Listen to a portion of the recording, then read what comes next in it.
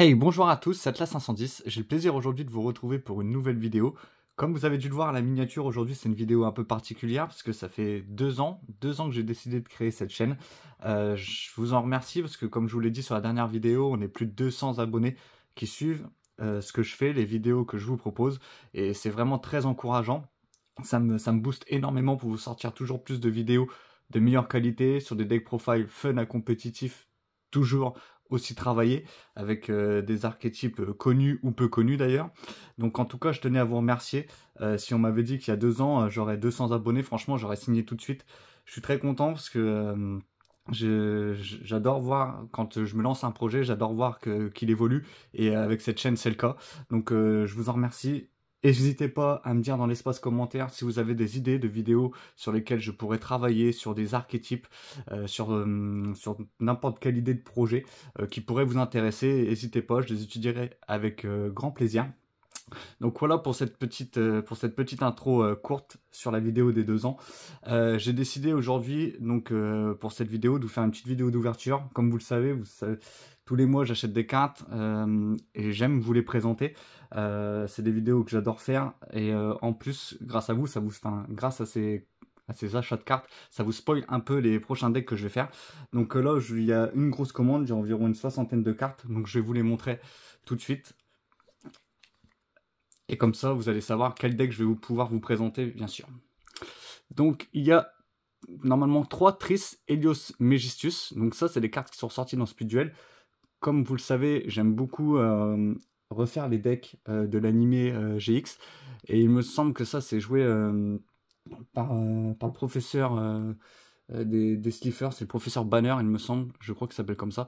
N'hésitez pas à me dire si je me trompe dans les commentaires, mais en tout cas, j'adore les faire et je me suis dit pourquoi pas, on me l'avait proposé d'ailleurs dans la vidéo du deck nuagien, on m'avait proposé de faire le deck Megistius, donc j'ai décidé de le faire, les cartes coûtaient pas grand chose, donc voilà. Donc il y en a 3 Tri Helios, il doit y avoir 3 Duo Helios, et forcément 3 Helios, le soleil primordial. Donc en fait, c'est les cartes qui sont basées sur le bannissement. Pour ceux qui me suivent, vous savez que j'aime pas trop cette façon de jouer, mais j'avais pas de deck. Et je me suis dit, plutôt que de faire un deck Green Majou, donc vous trouverez déjà 10 ou 15 decklists sur YouTube, je me suis dit pourquoi pas faire un petit deck Helios. Donc franchement, ça va être un grand plaisir que je vais vous présenter ça dans les prochaines semaines. Donc derrière, normalement, il doit y avoir 3 forces arcanes. Je m'étais acheté cette carte parce qu'en fait, c'était du support qui était sorti dans MZM alors 1 FR15 et j'attendais avec impatience la réédition, enfin l'édition pardon du deck Speed Duel qui est malheureusement sorti que en US, qui est pas encore sorti chez nous avec la réédition des cartes Force Arcane parce que j'adore énormément l'archétype, donc je voulais monter le deck et ça m'a un peu stoppé. J'espère qu'un jour cette box sortira chez nous.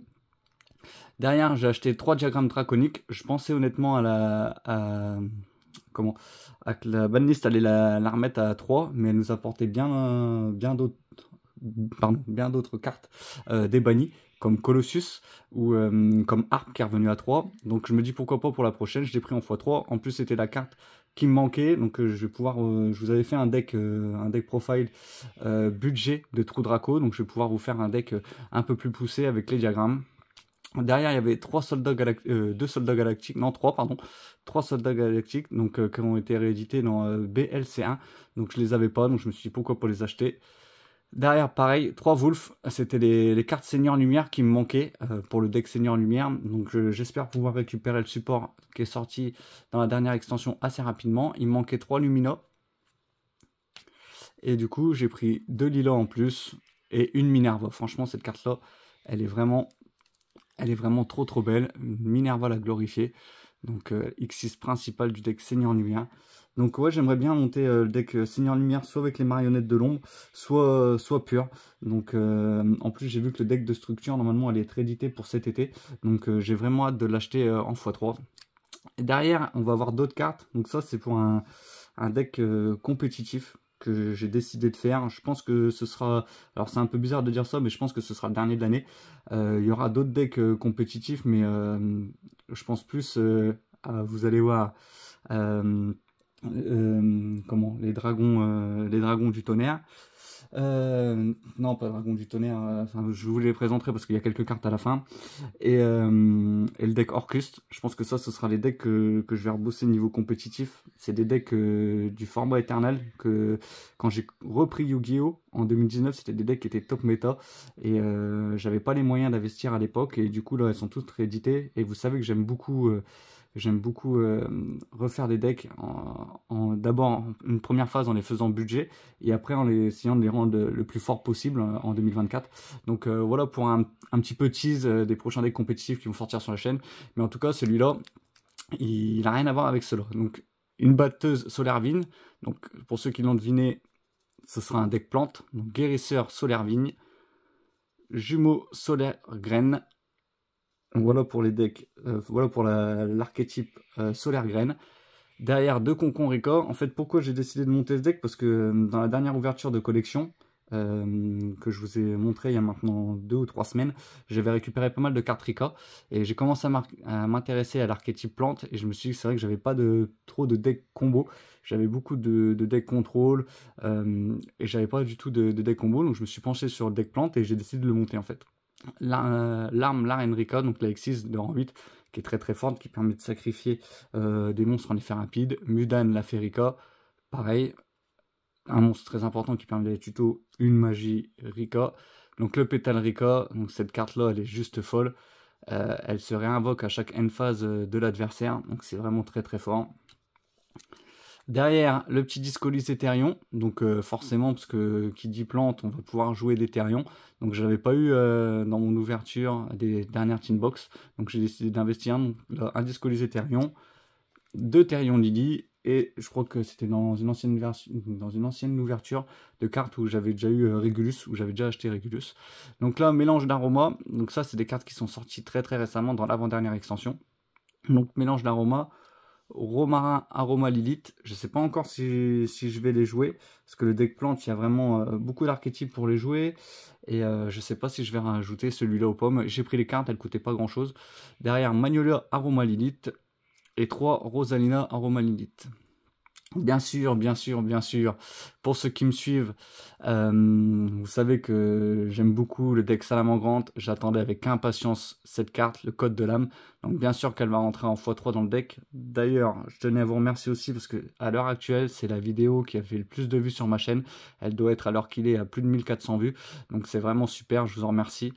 Et il me fallait les 3 codes de l'âme justement pour faire la mise à jour. Donc j'espère pouvoir vous sortir le deck Salamandre 2024, on va dire 2024 version 2 pour la semaine prochaine. Il faut que je m'y pense cette semaine si j'ai un peu de temps.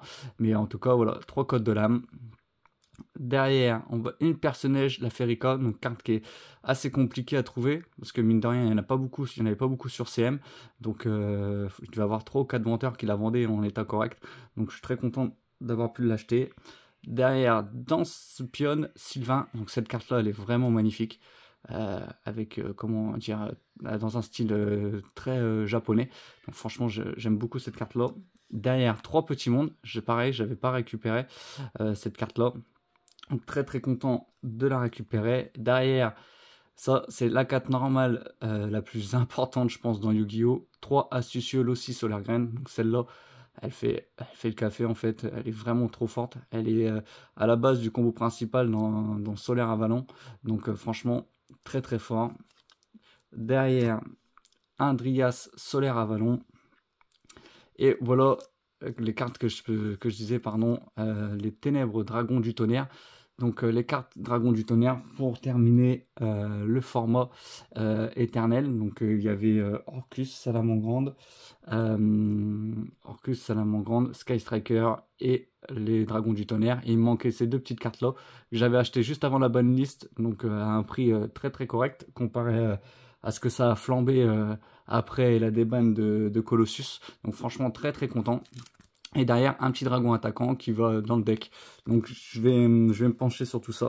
Donc voilà pour les decks un peu compétitifs. Comme je vous l'ai dit, je vais surtout m'attarder sur des decks Dragons du Tonnerre, sur les decks Orcust.